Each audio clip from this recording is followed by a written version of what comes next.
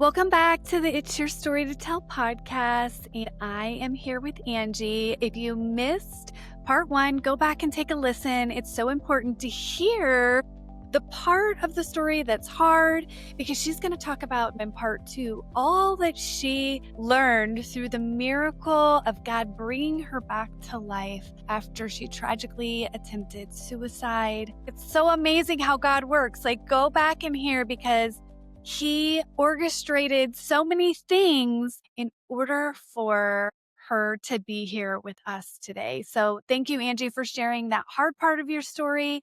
And I am so excited for us to share with listeners some hope and inspiration and practical things that they can do in their life to move from that dark, desperate place to a life where there is hope and joy and peace and fulfillment, even when things in life are still hard. Because let's face it, we live in a broken world. We are in a spiritual battle, like Angie said before. And so we're going to get really practical now. And I hope that you will find something to help you to move forward, no matter where you're at in your life. We all have times where it feels so hard and we don't want to keep going. So thanks, Angie, for coming back and talking to me today. Thank you again for having me for part 2. Yes. Uh, I always say, life be lifing, right? These are the tough times. Like even if you're in a good mindset, you're fully God, you're have your peace, there is always something, someone, one circumstance that it's just picking, like to see or to break that peace. So our job, which I take very strongly, is how do we handle those situations, right? Like how can I stay grounded where I don't lose my top, right? Or get me back into that state of negativity or those negative thoughts or those negative emotions in full blast. Because again, we have them. I get pissed Mm-hmm. off all the time. Things happen. I have these negative thoughts. It's easier for me now to catch them than how it was before. Like the whole looping. I feel like we should not be looping all the time on the negatives. Like one of the things that I say is the nurturing positivity. It's looking at the other side. So if we understand that the enemy is darkness, it's bad, it's evil, it's negative, and this is on this side. So then what is God? God is light. God is good. God is positive on this side. So it's like if whatever situation is going on the negative side, there has to be a positive side. So we have to kind of get used to looking at the other side. Well, what is God doing on this? Because we already know that God uses all things for good, right? Not just the little things, not just the thing, all things, including the bad. He allows sometimes the bad things to happen for us to become stronger on the other side, for us, to reveal what it is that he needed to reveal. So having those things in mind and always looking at the bright side is a good tool. I always say, as well, like our words, right? That we already know that words have power, could be a cursing or a bless. How are we talking to other people? How are we talking to ourselves? We are our worst critics all the time, right? So it's like pay attention to what we're telling ourselves. Like, "Oh, today I don't feel like doing this, or oh my God, I don't like what I'm wearing," or even the little thing, something falls out of your hand and you're like, oh my God, you're so stupid. Like, pick it up. Like, those little things are so much easier to catch. Like, don't say those things because it's going to bring you into a negative state, right? Into a negative thinking. And also, how are we dealing with other people? The same thing. I try to show grace to other because we don't know what people are going through. Again, nobody knew what I was going through when I was going through. I mean, I remember looking at pictures and photos and I'm like, oh, having a drink and I'm like, oh, sad, and all happy. But then I look and I was like, oh my God, I remember this picture and I was going through it then and nobody knew, you know? So that same thing is like to other people. We don't know what people are going through. So if that person try to cut you off on the highway instead of you giving them the finger and ruining your day because he cut you off, send them some blessing, just send them, send them their way because we don't know why are they rushing, stuff like that. So that also changes the attitude and just the mindset in general. For me, it takes a lot of awareness. I talk about this a lot, awareness, because we cannot fix a problem if we don't know that that is a problem. especially when it comes to ourselves. It's like, well, this is just how I am. This is just how I talk. This is just, I'm like, no, but those things, let's really pay attention to them. Because at the end of the day, like I mentioned before, if they're not serving, we can change them. And those little steps, if it's not serving you, let's change them. Well, what can I do to change them? There's a list of things. I mean, I have the whole align guide that aligns us to kind of changing the perspective, the mindset, getting us closer to God and in prayer. Because at the end of the day, I feel like we do want to live content. We do want to live happy. And we have to allow God to come in our life and do that transformation. Again, take it from me. It wasn't, she's healed, she's holy, 1, 2, 3. No, it takes some time. Because even when I was already searching, walking with God and stuff like that, I was still drinking. Like God was working on me on the drinking, and that's something that I had to pray on it, let it go, and even join a program. I'm part of AA. I know sometimes it's anonymous, but I'm like, I'm just so proud that I have a year or like 8 months not drinking, that I just want to share it to everybody because That's that was so a awesome. really important thing. And I give God the glory because again, how everything worked. One day I'm like, God, I think that I'm drinking too much. I'm like, I don't want to stop drinking because I feel like I'm still young and I'm still doing my thing, but it's getting to the point where I think I'm drinking too much. That's where the awareness comes from. Hmm. And then the prayer. And I remember I told my boyfriend, my fiance now, he's also a drinker, and we're like, oh, we should do like a dry 2024 thing, like start the year fresh with no drinking. And then we joined this program for research purposes just to help us how to not drink that much. And then I ended up realizing, oh my God, so maybe I do have, a drinking problem. I just thought that I just like to drink, but not getting to that point. And then again, using that program, God had revealed things about me because one of the things is surrender. Like you have to surrender what the things that you can. Like at this point, it's like, God, I can't do it on my own. If I could have done it on my own, I could have done it a long time ago. So I need you to come and help me do this thing for me. And that's one of the things, also the prayer. I think prayer works 100,000%. And we don't use it enough. Sometimes, and I can speak for myself, I want to fix everything on myself. And then when it doesn't work, when I can't find the solution, I come and ask God, okay, God, now it's your turn. But I'm like, Now that I've made a really big mess, instead of coming to you, and before we go on that, I just want to say I stopped drinking May the 3rd of 2024. So coming up, what's that? Like, I think a year and 8 months or something. So I think we're kind of in that same time frame. And it was one of those things where I was like, I don't have a problem. I just like wine at night with my husband when we're having dinner. And I love wine tours. And it's part of going out with friends or doing things with work events and all of those things. And I was like, I don't have a problem. But I had kids who had struggles with alcohol. And one of the things God's showing me is in my own life is that our kids are a reflection of us. And so when they're struggling in areas, there's opportunity for me to look and say, God, what do you need from me? No, I don't think I have a problem. And so I spent many months, about a year, negotiating with God. Like, okay, well, how about I won't have it at home? It'll yeah, be when my husband and I go on a date. I had all of these things. And what was cool about that experience with God is he did not shame me or judge me. There were times where I felt shame and it was the enemy because I knew that what I was being drawn towards was to not drink. And I knew that in my flesh, I was the one trying to justify it. And so finally, I came to a point where I was like, okay, I'm not drinking. And it was right before we were headed on a really great vacation cruise to Europe.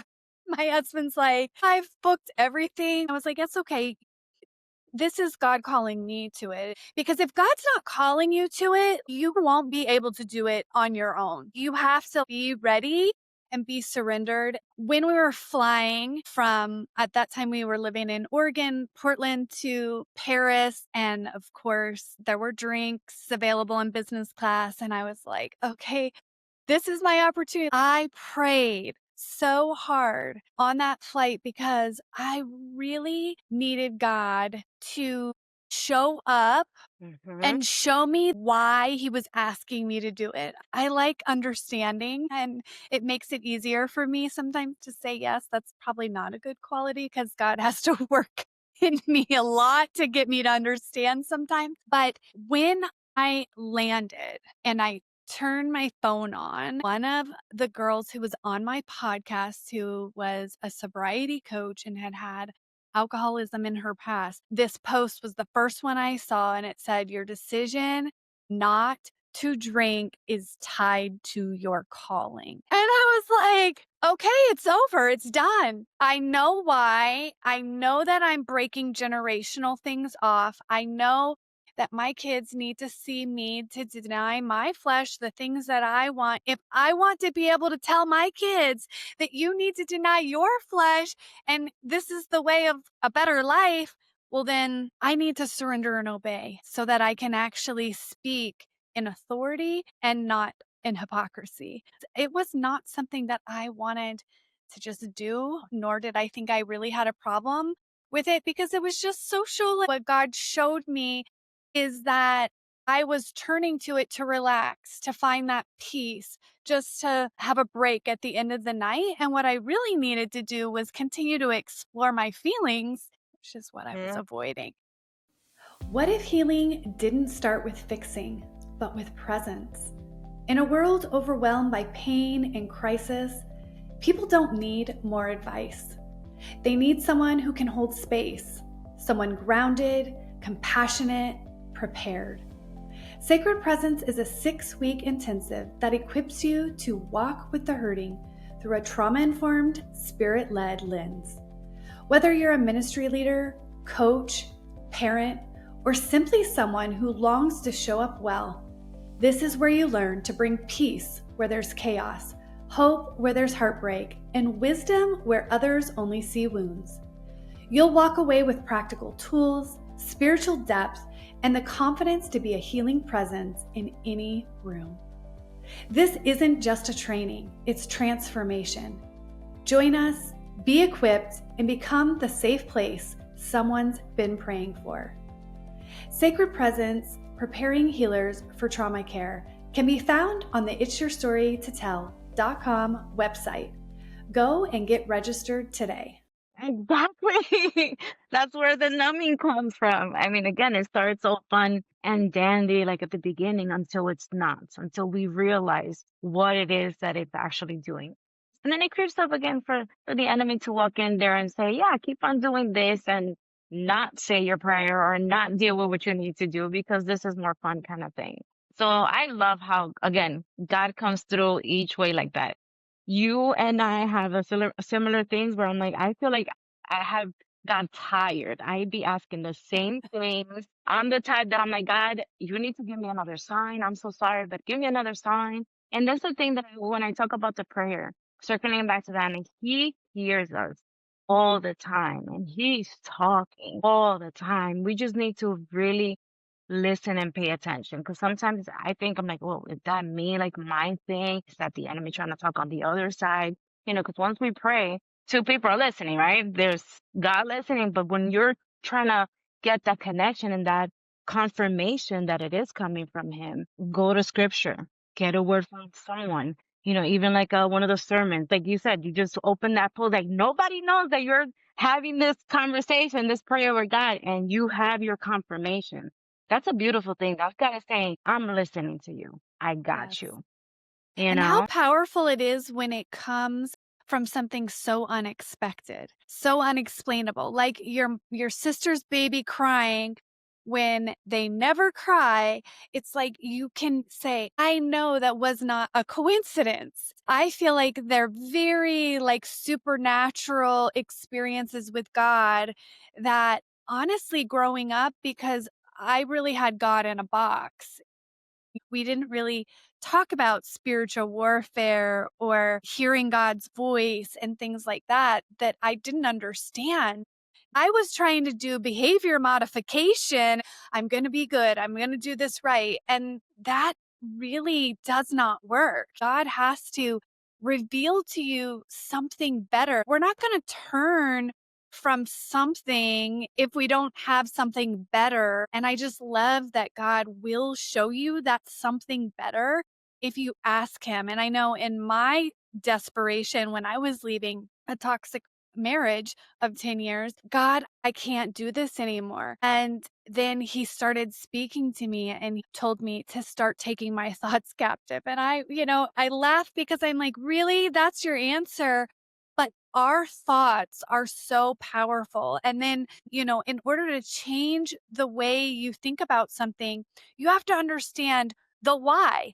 Why do you think that way? Because again, if you just say, I'm going to stop drinking, I'm not going to do this behavior that's harmful, I'm not going to be codependent, and you're like white knuckling it, then the stress gets too high where you can't white knuckle it anymore. And then you relapse. Then you go back into those patterns that were causing you harm because it really wasn't a change in your heart, in your beliefs. And so God really needed to work in me to help me to understand that I'm worthy, that I am fearfully and wonderfully made, that He does have good plans for me because I really didn't believe that. I believed I messed up and God had consequences. And so this was just what I was going to have to bear. That, next time maybe I won't do the wrong thing and then I won't have consequences.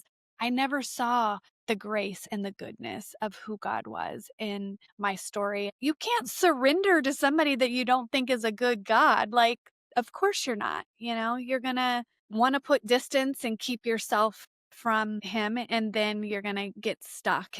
I love how we're just talking about that mindset and that ability to move forward. In our last few minutes, how did you continue to progress to where you give up alcohol and then now you're coaching and speaking? I mean, it's it's been a process.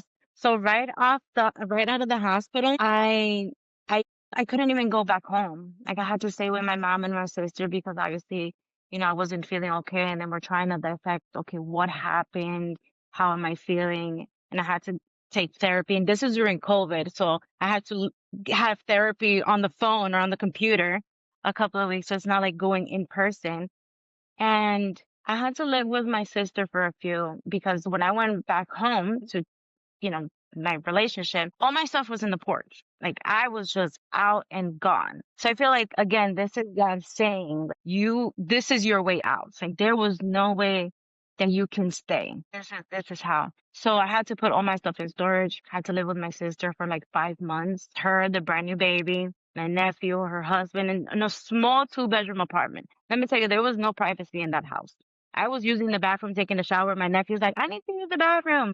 So to me, even though I had her as my sister, she's my rock, my puzzle piece, like I call her, and had that support system, I was still dealing with the internal. Because again, I'm the older sister. I'm the one, the tough one. Now I have Me the too. need.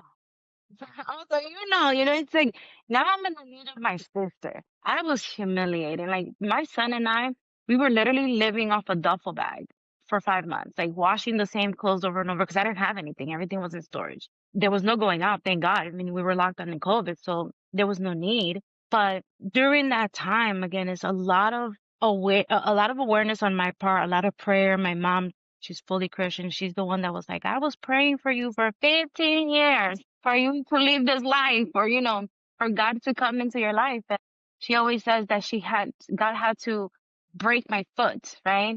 In order to get me, like the wild sheep, the story of the 99. I'm Yep. like, well, yeah, I was that one that God left alive, to come and get me. So it was all of that.